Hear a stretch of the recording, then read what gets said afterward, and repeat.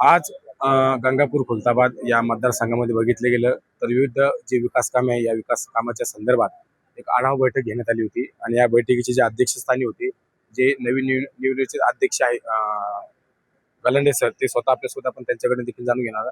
दादा नमस्कार. आज बघितले गेलं तर खुलताबाद शहरामध्ये विविध जी विकास कामे आहे तसेच खरीप हंगाम आहे या संदर्भात एक आढावा बैठक घेण्यात आली, यावर काय सांगा? आज रत्नापूर खुलताबाद या शहरामध्ये खरीप पूर्व हंगाम बैठक व त्याचप्रमाणे जिल्हा परिषद आणि पंचायत समितीच्या विविध विकास कामांचा आढावा अशा एकत्रित 2 बैठकीचं आयोजन आदरणीय या तालुक्याचे लोकप्रिय आमदार आमचे नेते प्रशांतजी बमसाहेब यांच्या प्रमुख उपस्थितीमध्ये या ठिकाणी करण्यात आलं होतं.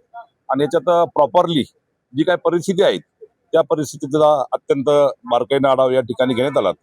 यामध्ये स्टेट गव्हर्नमेंट अंतर्गत कृषी विभागाचा जो काही या ठिकाणी पूर्वतयारी आहे आगामी खरीप हंगामाच्या विषयी, त्यामध्ये शेतकऱ्यांना खताचा प्रश्न हा जास्त या ठिकाणी त्रासदायक ठरत असतो. त्यामध्ये युरिया हे खत महत्वाचं आहे आणि म्हणून यामध्ये जो काही बफर स्टॉक आहेत, शिल्लक साठा आहेत, याचा बारकाईनं आढावा आदरणीय आमदार महोदयांनी आम्ही सर्व जिल्हा परिषदेचे पदाधिकारी यांच्या उपस्थितीमध्ये या ठिकाणी घेण्यात आला.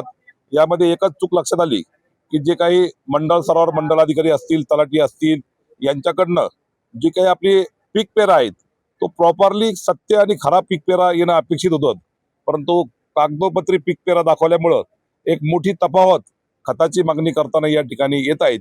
आणि म्हणून या हंगामामध्ये अशा पद्धतीनं खताचा तफावत किंवा या ठिकाणी खत शेतकऱ्यांना मिळणार नाहीत, ही परिस्थिती निर्माण होणार नाहीत, याच्या कटाक्षाने सूचना माननीय आमदार महोदयांनी आणि आम्ही सगळ्यांनी या ठिकाणी जबाबदार अधिकाऱ्यांना दिलेले आहेत.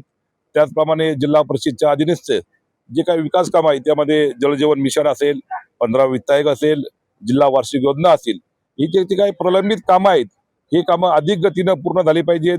आमचे घरकुलचे लाभार्थी असतील त्यांची कुठेही या ठिकाणी अडवणूक नाही झाली पाहिजेत. अशा एकूण या सगळ्याचा आढावा घेऊन अत्यंत सगळ्या अधिकाऱ्यांना जबाबदारीनं सूचना दिलेल्या आहेत.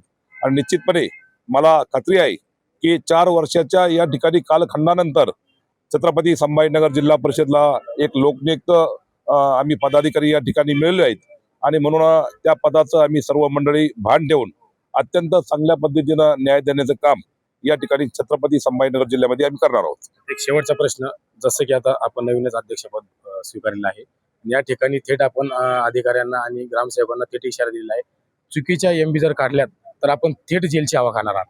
100% या ठिकाणी ज्या काही चुकीच्या गोष्टी जिल्हा परिषदच्या अखत्यारीत किंवा पंचायत समितीच्या अखत्यारीत किंवा ग्रामपंचायतीच्या अखत्यारीमध्ये आमच्या लक्षात येतील किंवा काही मंडळींनी आमच्या त्या लक्षात आणून दिलं तर त्याची प्रॉपरली या ठिकाणी अत्यंत बारकाईने चौकशी केली जाईल.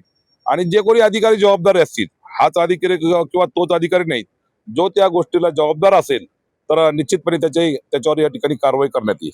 नक्कीच हे होते नवीन जे जिल्हाध्यक्ष अविनाश गलांडे सर यांनी आता सांगितलेलं आहे, कुठल्याही अधिकाऱ्याला आम्ही थारा देणार नाही आणि जो अधिकारी चुकीच्या एमबी किंवा चुकीचं काम करत असेल त्याला थेट जेलची हवा खावी लागेल असा देखील इशारा त्यांच्याकडून देण्यात आलेला आहे. नवनवीन घडामोडी पाहण्यासाठी स्टार महाराष्ट्र न्यूजला सबस्क्राईब करा आणि ताज्या बातम्यांचे अपडेट मिळवण्यासाठी बेल आयकॉनला प्रेस करा आणि परिपूर्ण बातमी बरोबर रहा, इतरांपेक्षा एक पाऊल पुढे.